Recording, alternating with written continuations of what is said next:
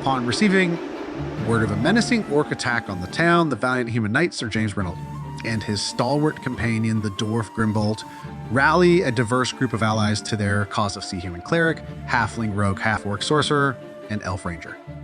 Despite the injury, you press on, your resolve unbroken. With a mighty swing of your sword, you close the gap and strike down the orc archer, sending it tumbling from its perch to the ground below. From side, I run over 2 orcs. Both of them well armed. I receive 2 small cuts as I defeat them. With determination blazing in your eyes, you charge towards the 2 well-armed orcs, your sword held firmly in hand. The orcs, seeing your approach, ready their weapons and prepare to defend themselves. In the ensuing melee, you exchange blows with the orcs, the clash of steel ringing out in the chaos of battle. Despite their fierce resistance, you manage to land several telling strikes, cutting down the orcs one by one. However, not without consequence. As you dispatch the second orc, you feel the sting of 2 small cuts on your body, a testament to the ferocity of the battle. Before each 3 of the orcs, at this time Grimbold run over and join the fight. 3 of them got killed. I received 1 slice in my leg and slicing back. As you bravely charge towards the group of 3 orcs, your determination unwavering. You're joined by Grimbold, who hobbles over despite his twisted foot, eager to lend his aid in the heat of battle. Together, you and Grimbold engage the orcs in a fierce melee, your swords flashing in the dim light as you trade blows with your monstrous adversaries. With Grimbold's support, you swiftly dispatch the orcs one by one, their bodies falling lifeless to the ground. However, victory comes at a cost. In the midst of the chaotic skirmish, you feel the searing pain of a slice in your leg, followed by another in your back as you deflect a desperate strike from one of the orcs. Look over, the fighting has almost died down. As you glance around the chaotic battlefield, you see that the fighting is indeed beginning to die down. Thanks to your valiant efforts and those of your companions, the tide of battle has turned in favor of the defenders. The remaining monsters, seeing their numbers dwindling and their comrades falling, begin to retreat into the darkness of the forest, their howls of frustration echoing through the night air. With the immediate threat quelled, the villagers emerge from their hiding places, cautiously making their way back into the streets to assess the damage and tend to the wounded. You and your companions stand amidst the aftermath of the battle, battered and bruised but victorious. The grateful villagers approach you, offering thanks and praise for your bravery in defending their home. As the adrenaline of battle begins to fade, the pain from your wounds becomes more pronounced, a reminder of the sacrifices made in the fight against evil. The villagers are doing fine. The human cleric healed me.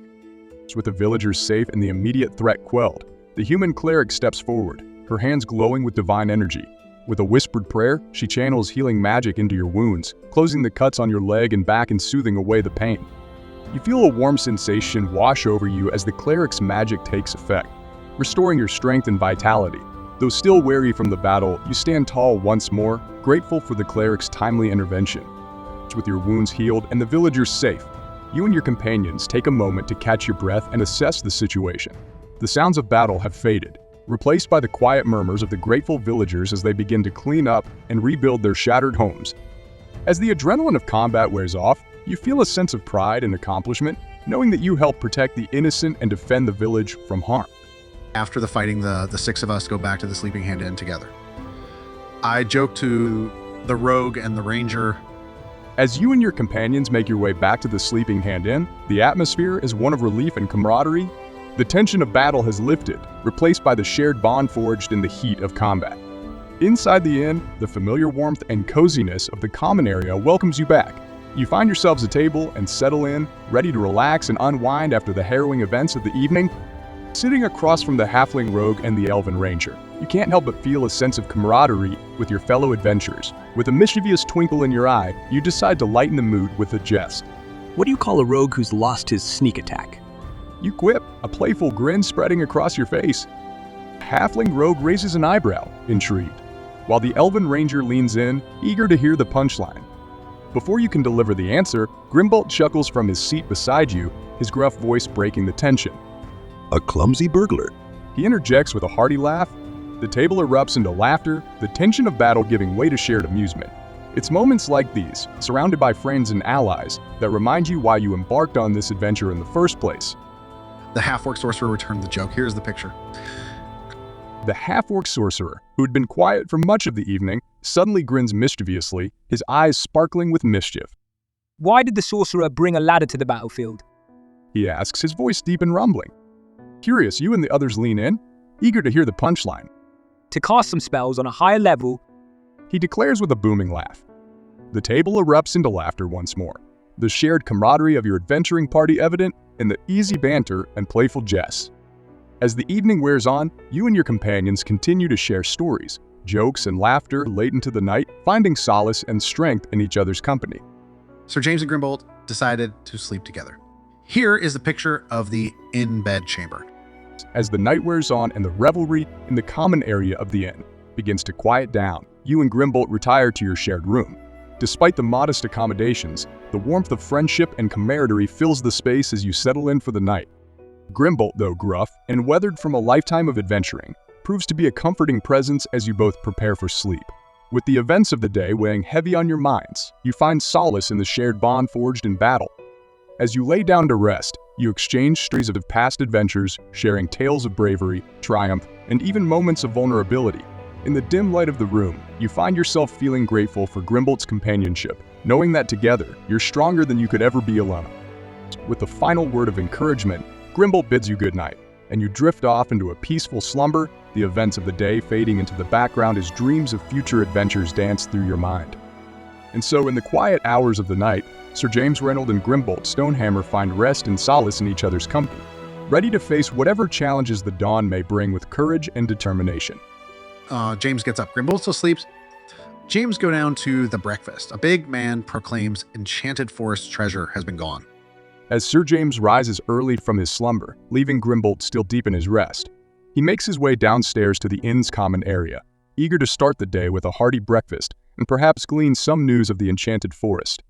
As he enters the bustling room, the aroma of freshly cooked food fills the air, and the innkeeper nods in greeting as she sets a plate of eggs and bacon before him.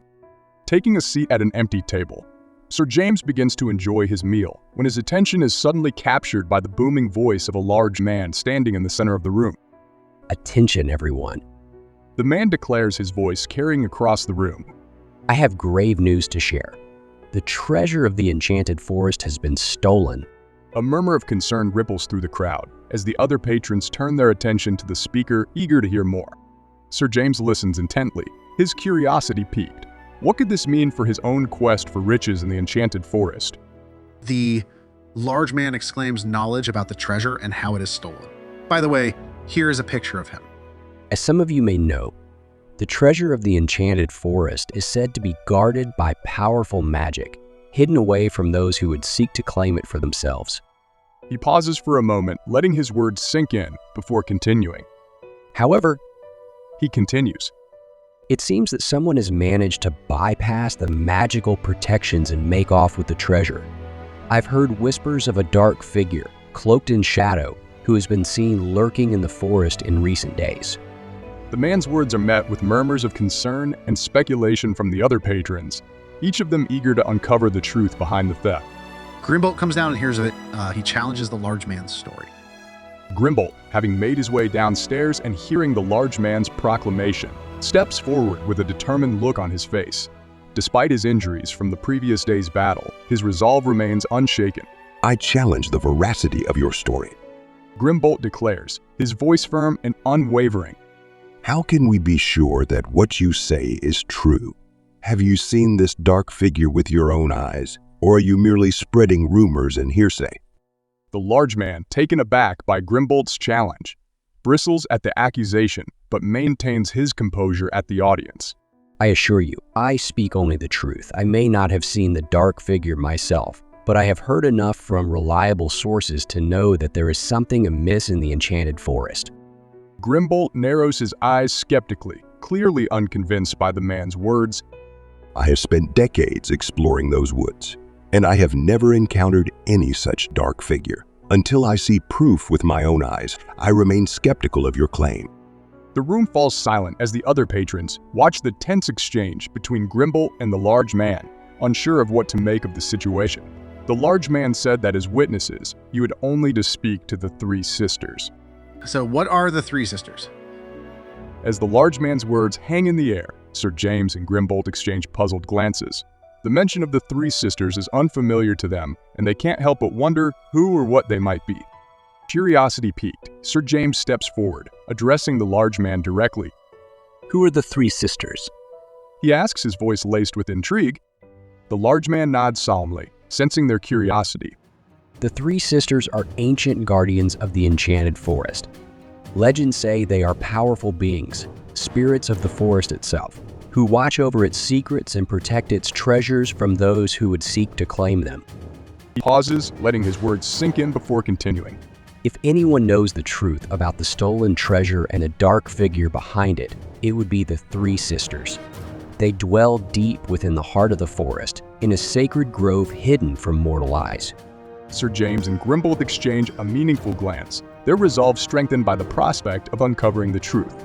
If the three sisters hold the key to unraveling the mystery of the stolen treasure, then they must seek them out and speak with them. With a determined nod, Sir James turns to Grimbold, his eyes alight with newfound purpose. It seems our quest is not yet over. He says, his voice resolute. We must find the three sisters and seek their guidance. Only then will we uncover the truth behind theft of the enchanted forest treasure. Grimbold nods in agreement, his expression grave but determined. Yeah, lad, the path ahead may be fraught with danger, but with the knowledge of the three sisters at our disposal, we stand a chance of uncovering the truth. Welcome to the second episode of Shadowland, the captivating Deed series that keeps the adventure alive and the excitement soaring.